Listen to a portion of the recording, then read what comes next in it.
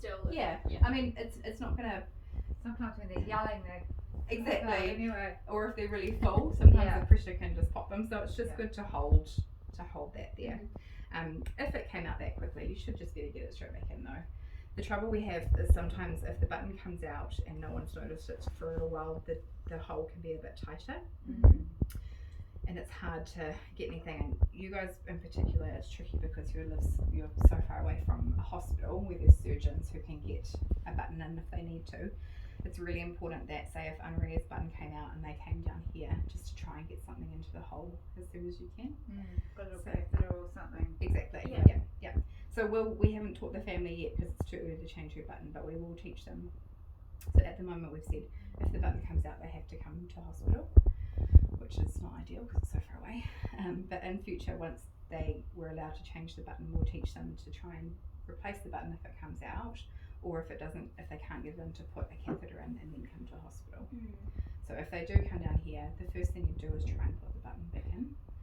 And sometimes they come out because there's been a leak or that balloon has burst, so there's not much holding it.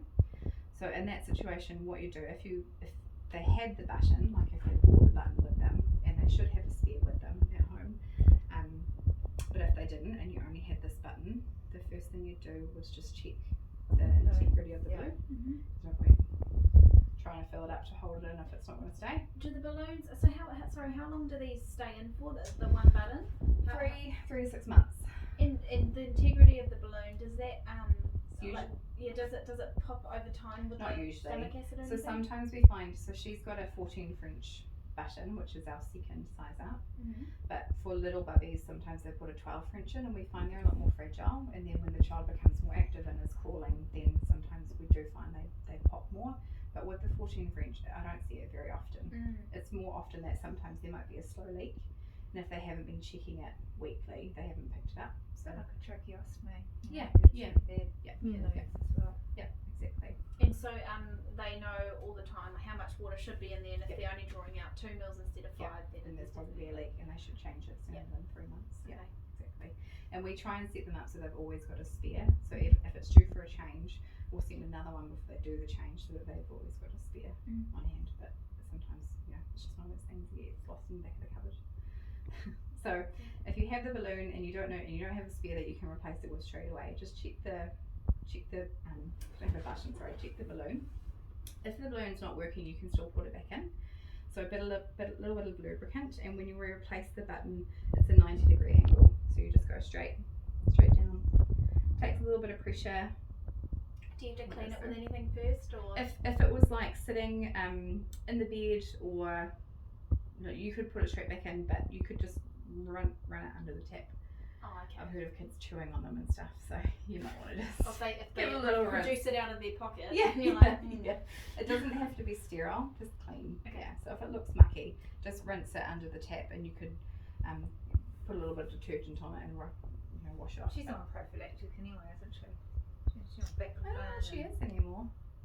Oh, that was the other thing with the baclofen. Yeah. Oh, I talked to them. Oh, cool.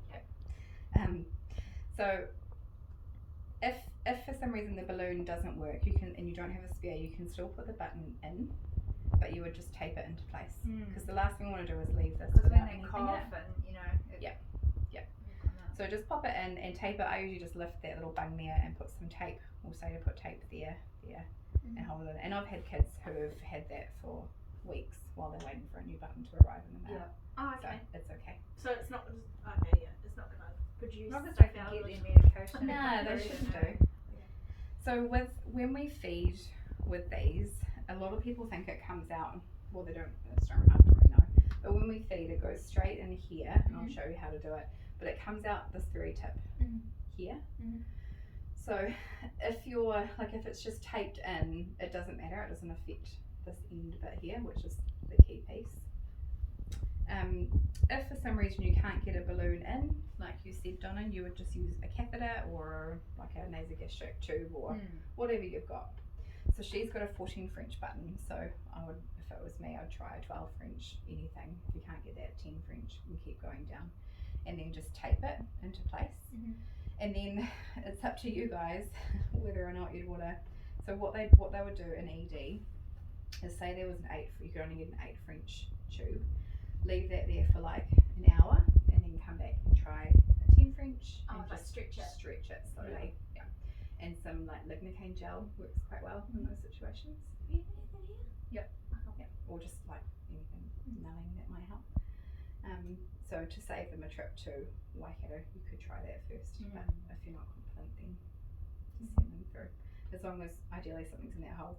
If you can't get anything in the hole, there's no option but just to come straight to Waikato.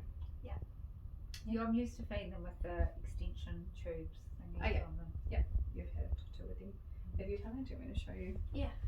So when we feed with button, we have to use a feed extension tube. Oh yeah. So every time you feed, you use one of those. And one of these lasts 2 weeks. And again, Maria has her own supplies up there. So when we feed with them, I'll just put this button back in. And just, I didn't mention it before, but if you have to replace a button, lubricant works really well as well, just to, if it's a bit sticky. So when we get a bit mucky too, don't they? Sometimes. Yeah, they do. Sometimes they have their own lubricating Do you wipe around it and stuff and clean it? Do they get clean? Could do. Yeah, so Mum cleans these daily, and they can go in the bath as well. So if they sit in the bath, it's quite a good time to let it soak and then just give it a good wipe afterwards. I've got her using Cabalon barrier wipes now too. Yes. Yeah. Just because hers is a bit tight and it's a bit red, but I want to see her next week anyway. So when we attach these, I was saying earlier, this is called a Mackey because it's like a micro key system. Oh yeah. So if you imagine, if you look here, you see there's like a little hook there, and then you look at that, it looks like a key. So essentially, it just goes straight in there, and then you're lining it up, these two lines. Line up. So that's in now, and then you just turn it to lock it into place, so that can't come out. Alright. Yeah. So that doesn't really matter what angle that is on, Yeah. as long as these two don't line up again, because you can't go all the way around. Yeah. It won't fall off. And then just attach your enteral syringe or feed set onto there. And then to take it off, you spin it right Yeah. back around the other way. Opposite the lock, till those lines line up. And Yeah. it should just lift off. Okay. But have a little play, because it does feel a little bit tricky, especially when you're